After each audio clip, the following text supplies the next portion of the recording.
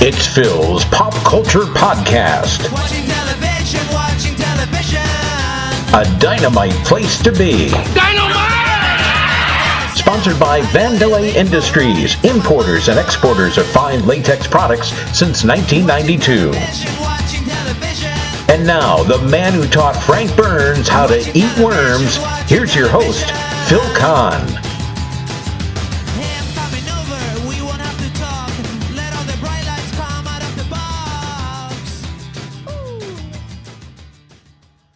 And thank you, Sean Meany, wherever you are. This is Phil Kahn, and I welcome you to this royal edition of Phil's Pop Culture Podcast. Well, why is it a royal edition, you ask? Well, it's because today's guest is actually pop culture royalty. In fact, he's known as the king of pop culture. Gary Sohmers grew up in the 50s and 60s, the heart of the popular culture era, and grew to love such things as movies and TV, comic books, toys, music, and much, much more. That love and knowledge of pop culture eventually landed him a gig as a collectibles appraiser on the PBS series Antiques Roadshow. Known for his long gray ponytail, Hawaiian shirts, and orange high-top Chuck Taylor Converse sneakers, I had a chance to recently talk with the king about all things pop culture. Let's listen together to my extremely fun conversation with the one and only Gary Sohmers. Aloha, Gary. Thanks so much for being on the show. Aloha, Phil. Welcome to the dance. Indeed. May I have this dance? You've already got it. All right. It's your dime. I think it's up to a quarter now. Dime a dance. No, we're living in the past. That's true. Well, that's why I have you on. You are the king of pop culture. First thing I wanted to ask is, how did you get the title? Were you born into royalty? Were you a prince of pop culture and then became king? How did you get that moniker? Well, back in the mid-'80s, I was producing some collectibles shows here in Boston, the Collectibles Extravaganza, just like I still produce. Yep. But I would be on a radio program with a guy named David Brednoy on WBZ radio late at night. He was on and people would call in, and he was always amazed that I knew the value of all these things people were calling in about. Yeah. I knew about the history of the objects. I knew about, the rarity and the prices of all these things. Well, right about that time, this guy, Michael Jackson, not sure if you've heard of him. He was back in the 20th century. He was called the King of Pop. And one day, David Brednoy said, well, if he's the King of Pop, you're obviously the King of Pop culture. So I was anointed by a very smart person. I accepted the challenge, and to this day, I know the value of 100,000 useless objects. Well, I must have a couple of thousand I could share with you, and I'd love to get prices on them, and I'm sure they total up to about $1.50. Well, it's about the emotional value. It's not about the what can you get for it, because you never sell anything. You bought and have everything for the experience attached to it. Indeed. When and how did you catch the collecting bug?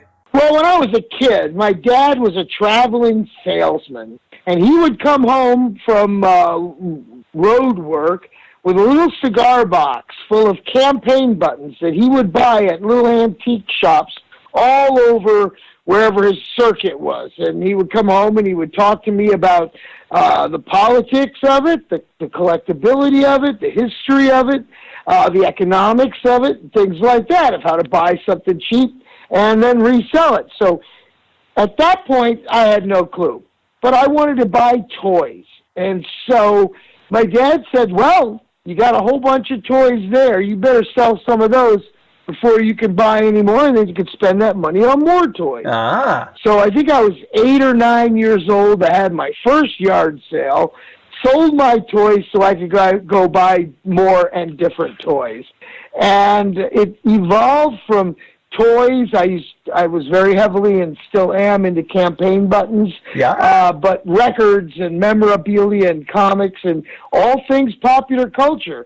And I kind of grew up in the TV generation, and that was a major influence on me and everyone around me. And we have a great nostalgia for that time period. And then the internet came on, and these kids have no idea what nostalgia for what time period. They love the Beatles these days. That's ours. But, they love the Turtles. That was their parents, So this whole flux of what pop culture is and what's generational has changed. The dynamic has changed. So, I have to help people with every aspect of popular culture and collectibles, and not just what I enjoy. Absolutely. And now, obviously, the listeners are well aware that you've been an appraiser of pop culture, memorabilia, collectibles, items, toys for many years on the PBS program Antiques Roadshow. How did you land that gig? Well, I did 13 seasons on Antiques Roadshow, and with over 80 appearances on TV, appraising the weirdest stuff you can imagine. But in the early 1990s, I worked really hard to try and launch a television network in the cable revolution called Collectors Channel, which would be Antiques Roadshow type of programming before there was an Antiques Roadshow. I'd written up all these programming for collectors and went to the television trade shows, met with people, had great success, almost got there, and it didn't work. So it's okay, because my friend Leela Dunbar, who had been considering working with me on my project, knew of my project. And when Antiques Roadshow was looking for appraisers, she recommended me. So I really didn't do the very first shows because they had no idea what was going to come into the shows. So they got appraisers from all the major auction houses. And so there were painting appraisers and furniture appraisers and china and jewelry and all these appraisers, but there wasn't anybody there that could appraise junk, records, comics, flea market stuff. So when they asked if anybody knew anybody, Leela recommended me. So the interesting thing is I had never seen the show when I first went to appear on it. Oh, no kidding. And no, I'd never seen it. It hadn't aired yet, so I didn't know. I think maybe 3 episodes might have aired, the pilot and 2 episodes, but I hadn't even seen it. So I had no idea, but she told me, well, you just come in there, you do your appraisal thing, and that's it. It's just a live-to-tape thing. So I said, sure. I read they send me a document that says, what you're going to be doing, what to expect, how long it's going to take, and all that other stuff. And then it says to wear your best business dress. So I showed up in a brand new, beautiful Hawaiian shirt with brand new orange Chuck Taylors, not knowing that was not their opinion of business dress. So I got to the set, all the guys are in really nice suits. The women are dressed up really nice. So I went up to the original executive producer, Aida Moreno, and I said, would you like me to wear a sport coat or something, anything? And she honestly said to me, don't worry, honey. You don't have to. You ain't going to make it on TV anyway. So that was really encouraging, but the point was there's 80 appraisers on the set. They're filming 50 segments. I'd never done it before. She said, just, go get into it, enjoy it, see what happens. So the first thing that came to the table for me that I thought of putting on TV was an oil painting, believe it or not, that got sent to me from the paintings department because it was a painting by a celebrity and not a big-name artist. So the paintings department poo-pooed it and sent it to Collectibles. Well, it just so happens it was a painting by a guy named Frank Zappa. No kidding. Now, Frank is my god. I mean, I pray to his music. It's just like everything you could imagine. For me, to see an original oil painting by Frank Zappa, giant size, a scene of an opera with a little devil singing to a big fat lady with pigtails. And it was just fabulous. Love it. So the woman tells me the story that her roommate was dating Frank Zappa, and she was dating Frank's roommate back in the 50s when they were in Arizona. When she went into Frank's basement apartment, it was covered with these paintings, and he asked her if she wanted one. She said yes. He gave it to her, and it sat in her house for years. When she saw Frank Zappa on Steve Allen's show playing a bicycle with drumsticks and stuff, she thought he'd lost his mind and put the painting in the attic. Uh-huh. So when she heard about Roadshow, she decided to bring the painting. So when I looked at the painting, I go, oh, this is priceless. So I pitch Aida, the producer, on doing this for television. Yeah. I say, it's probably worth $15,000, $20,000. It's just an incredible piece. I can tell this story. So I says, do you want me to wear a sport coat, something so if it's good, you put it on TV? She goes, no, honey, this is your first one. Ain't going to make it on TV. Don't worry about it. Just go and have fun. Mm-hmm.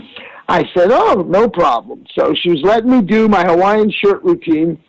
I did the appraisal. Yeah. And it just so happens that a photographer and reporter from USA Today were there. And they ran a full-color, half-page photograph of me appraising that painting the next day with that title, We're Only in It for the Money, which is the title of a Frank Zappa album. And after that, Aida said, please wear the shirts. That painting made it to not only to TV, but to 2 greatest hits episodes. I mean, it's just a work of art. And that sort of got me started on the show. Aida was a great executive producer. She nurtured us all, taught all of us appraisers how to be, good experts, where the audience that's watching the show wants to learn something. The person who you're talking to wants to be a winner. Not everybody's a winner, but Aida taught us all well. And what most people don't realize about Antiques Roadshow is we appraisers, we have to pay our own way to get there. Oh. And we don't get paid a dime to do the show. Oh, I didn't know that. And we're not even guaranteed to get on TV. Oh. So after 13 seasons and 80 appearances, I had a tussle with the newest executive producer who was very abusive to us, and I left. So I didn't leave under happy terms, and I'm really not a fan of her work, but somehow she's still the producer, and I'm happy that I was able to contribute so much to PBS and to the education of the collectibles market. Absolutely, and you called it a work of art. Well, you're a work of art. It's funny that you mentioned should I wear a sport coat? Because when I looked at your Wikipedia page and it says, he's recognized by his long gray ponytail and preferences of Aloha shirts and orange Converse Chuck Taylor sneakers. And I'm thinking, God, I can't imagine anybody going to you saying, now don't wear that. That's not appropriate for TV. That's you. I'm very lucky. After the Roadshow, I got to do 6 episodes of a show with Gary Dalbate from Howard Stern's show called For What It's Worth. Yep. And I was like, in the environment, a Hawaiian shirt, I fit right in. Yeah. And you also had a syndicated radio program too, right? Calling All Collectors? Yes, I love doing radio because, doing that interactive where people can call in. I did 8 years doing a show called Calling All Collectors on a single station up here in New England.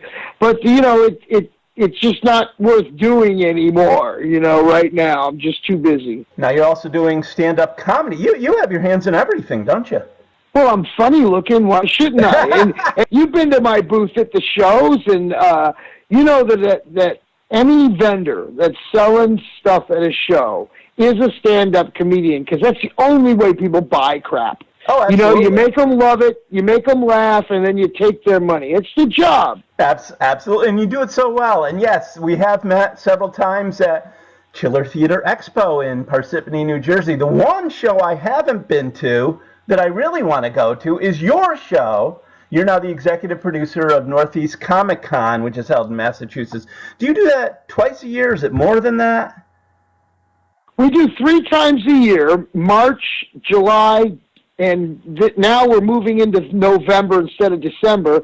We're going to be doing our next event Thanksgiving weekend. It's a Nerd Thanksgiving, the holiday shopping show for collectors and nerds and people who love them. It's November 23 to 25 at the Boxborough Regency Hotel in Boxborough, Massachusetts, a fabulous venue.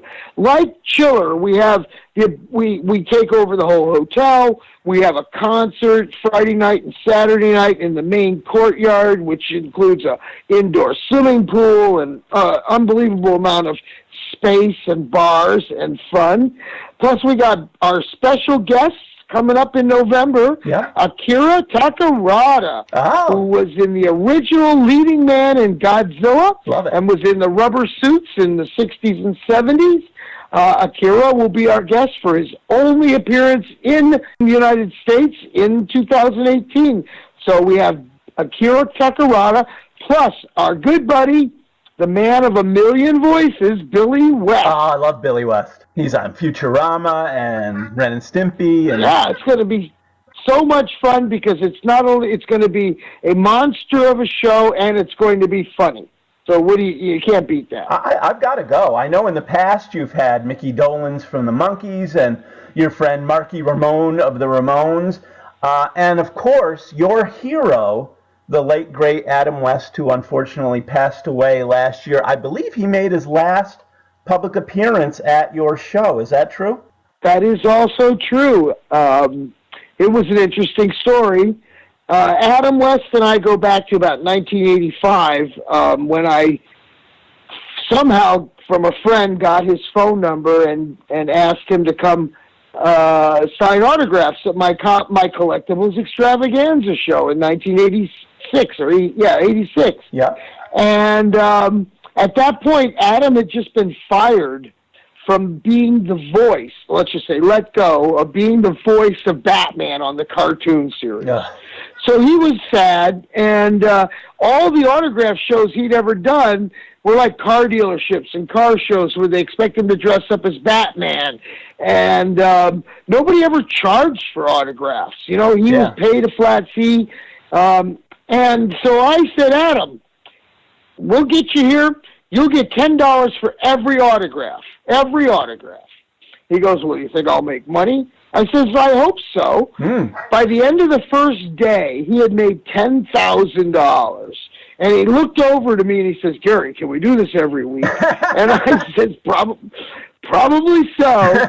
And that began a long-term friendship of helping him with shows. I introduced him to his agent, who worked with him till both of them passed away. But you know, the interesting thing is about, 60 days before my show in last March, I called Adam's agent and said, look, I'd love to have Adam come out. And he says, no, Adam's not taking any shows right now. And I says, oh, okay, well, let him know I asked and, send my best. So I get an email back like a day later. Adam says he'll do your show. Aww. Here's the price. I said, done. I had no idea he wasn't well. He didn't tell me. Nobody told me. So Adam had been with me like a year and a half earlier. We had a really great long talk about life and death, and we laughed for an hour at least, about just how we both turned into costume characters. In some senses, he watched his roadshow like I watched Batman. It was kind of funny that we had that in common, that I've got my clown suit. So when he came out for the show last year, again, he insisted on spending an hour talking, and we hung out for about an hour. And he goes, well, Gary, this is the last time I'm done doing shows. This is the last time I'm coming out. And I says, yeah, so what are you going to do, just trout fish for the rest of your days? He says, that's not a bad thing. So I just think Adam's still trout fishing. I don't think he's gone. Aw, what a lovely story. Now, I know you have another little story. He was your hero, but there was one convention where you brought his hero to meet him. Can you tell us a little bit about that? Well, yeah, absolutely. It's kind of funny because everybody has a hero. And when Adam was growing up, he watched the westerns, you know, and the G-Men, the serials, and went to the movies every week, dropped a dime and watched, you know, 3 movies and 4 cartoons. Yep. So that was just sort of one of the things we talked about, was stuff like that. And so when I asked him, so who was your hero? He goes, Lash LaRue. Never used a gun. Didn't need one. I went, oh, okay. Yeah.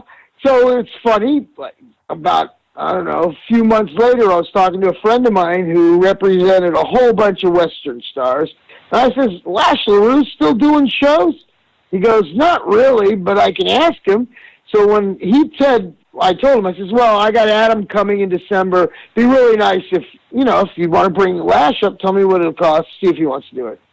Lash said yes. Awesome. You know, he had no idea that I didn't tell him Adam was, you know, he was Adam's hero, but when I told Adam, it was great. So we had a dinner. We got together and we decided to have like a dinner for all of the celebrities. It was me and Adam and Lash and Butch Patrick and a few other people. It was pretty funny. Yeah. And Adam tried to outdrink Lash, or at least try and keep up with him, alcohol-wise. Uh-huh. Just so you know, Lash LaRue died of sclerosis of the liver. He could put down more alcohol than anybody I've ever seen in my life without it affecting him, not even a slur. But Adam was in heaven with his hero, and it was really a wonderful sight to see and to arrange. That's awesome. You know, we mentioned you're a man of many talents. We talked about the stand-up comedy. You used to run collectible shops. You now do all these like Comic-Cons and so on and so forth. You're also quite the musician. You are singer-songwriter, and I think it was your dad who influenced your love of music and songwriting. And in the 70s, you formed a band called Windjammer. Tell me about your musical background. I know you also produced many music shows as well. You've done it all. Well, I try not to be boring or bored. You're not. And what most people don't know, I'm just an antisocial introvert. I wouldn't want to be doing any of this. But anyway, I got the musical bug like everybody else did, from the Beatles and the Monkees. You know, I wanted to get chicks and live the wild rock and roll life. So being able to hang and talk to and be friends with Mickey Dolenz for 30 years has been really great also. But in the 70s, I started out my musical business just being a schlepper, carrying amps for guys in the blues scene in Chicago. Got lucky in 1973 to get I was just 20, and found a gig producing some shows at the Aragon Ballroom in Chicago. So I produced a series of 13 shows there and gave a group called Styx their first gig ever, opening up for Richie Havens and Peter Gabriel and Genesis. Cool. That was just one of my shows, but I did like everybody, all the bad guys like Ted Nugent, and all the good guys like Mike Bloomfield and Siegel Schwal, you know, the blues guys. Yeah. I was a musician and a songwriter, even though I was producing concerts, and I took a gig after the Aragon as a booking agent up in Madison, Wisconsin, where I brought Styx and was booking Styx and REO Speedwagon and REO Speedwagon's former lead singer's band Star Castle and a group called Hartsfield on Mercury, and I had quite a roster. Plus, I was working with the Grateful Dead's agent to handle bookings for the Sons of Champlin. You know, I had a nice roster of talent. Moved up to Wisconsin and was working with a couple of different agencies and was working with this band called Sick Man of Europe, which they changed their name to Cheap Trick and became quite popular. Yeah. So I've been friends and working with all those guys since the 70s. And then at that time, I was a booking agent, producing concerts in Madison, and started my band and found some of the best musicians in Madison at the time to play in my band, including a guy who went on to be quite the producer, a guy named Butch Vig, who played on my record in 1979, helped produce my rock video Dinosaur Rock in 1981, and 10 years later in 1991, won Producer of the Year for producing Nirvana Nevermind, and then produced the Foo Fighters, and has been the drummer in Garbage ever since. Wow. And, so luckily I got to have a great experience creating music with great people, recording. I have a long history of recording music, and currently, last January, I wrote a sci-fi rock opera called Beasties, which I'm very proud of, and we're in production on right now for theater. It's 17 songs, 8 of which are brand new that were written by myself with assistance and orchestration by Bill Holloman, who works with Nile Rodgers and Chic. The first video of the first song we released is called Stand Up and Be Counted. It's at our website, beastiesrockopera.com. And I'm very proud of it. It tells the story of trying to save humanity from political corruption, climate destruction, and bullies. How appropriate for nowadays, huh? And it's a love story. Oh, we'll have to check it out. I do on my website have a link to your Northeast Comic-Con website. I'll have to also add information to lead them to this rock opera, Beasties. BeastiesRockOpera.com. We're doing our best to try and get more available to be done. I've been writing the book about the show. I've already written the show, the music, the stage performance, and I feel like it's a vanity project, but as my friends have told me, only I can tell this story because it's my story. I got to tell it. So. Indeed. So I'm a storyteller, I guess. That seems to be what I've been doing for the last half hour with you. Absolutely. That's why I had you on, Gary. And by the way, you're listening to Phil's Pop Culture Podcast. My guest today is Gary Sohmers, the king of pop culture. No, he's not the prince. No, he's not the duke. He is the king of pop culture. Now, I have a segment of the show. I call it a rapid fire segment where I throw a quick question at you and you hit me with the first answer you can think of. So you ready for that? Me? Of course. Of course you are. Okay, first one. Coolest collectible you've ever owned? I own the original prospectus to Disneyland that Walt Disney created in order to borrow $5 million to build the original Disneyland. He took this document, 9 pages and 2 maps, to New York to get somebody to loan him $5 million. That's all he needed. Cool. He left these 3 documents with 3 bankers. They all turned him down. This document was found at a yard sale. I bought it from a dealer who had no idea what it was. It was the coolest thing I've ever had in my life. Do you still have it? No, I sold it at auction after holding it for 20 years to make sure it was the only one. Wow. Now, do we dare ask the price? I have great digital copies of the whole thing. Oh, okay.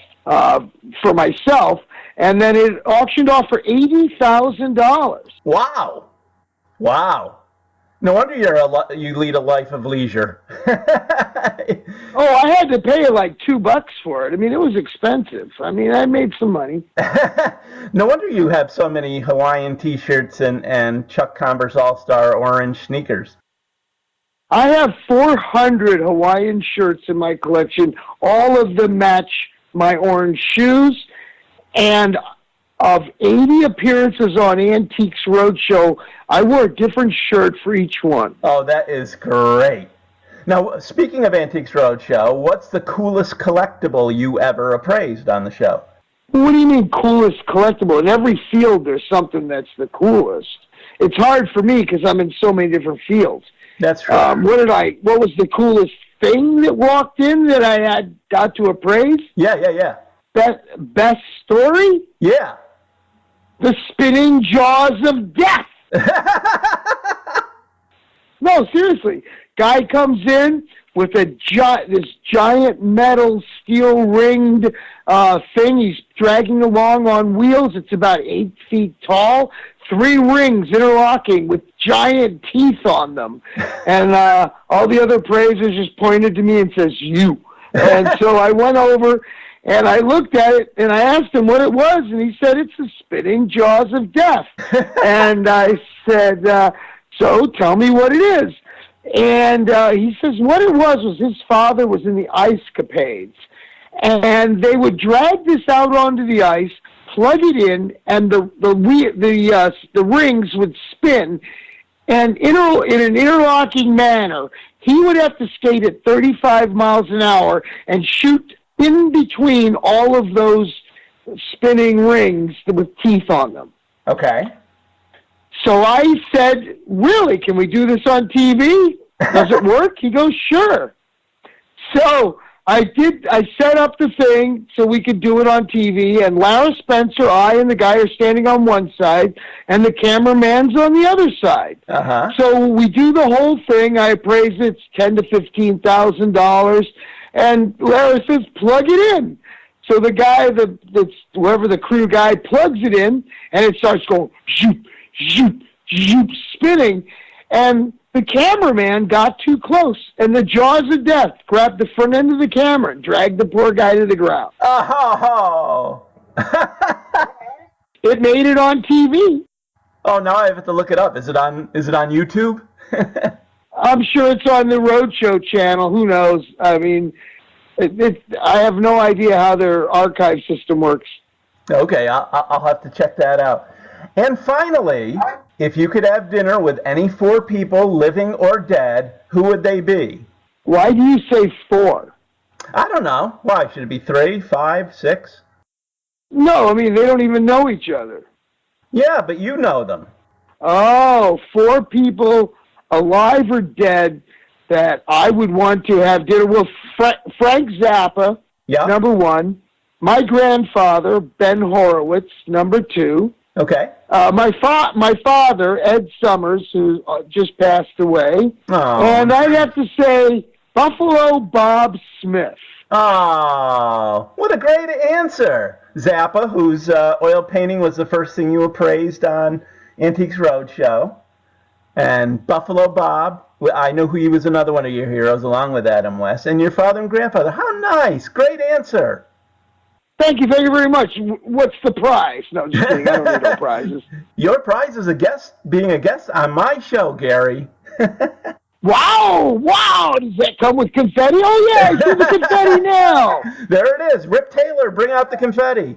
There you go, my hero.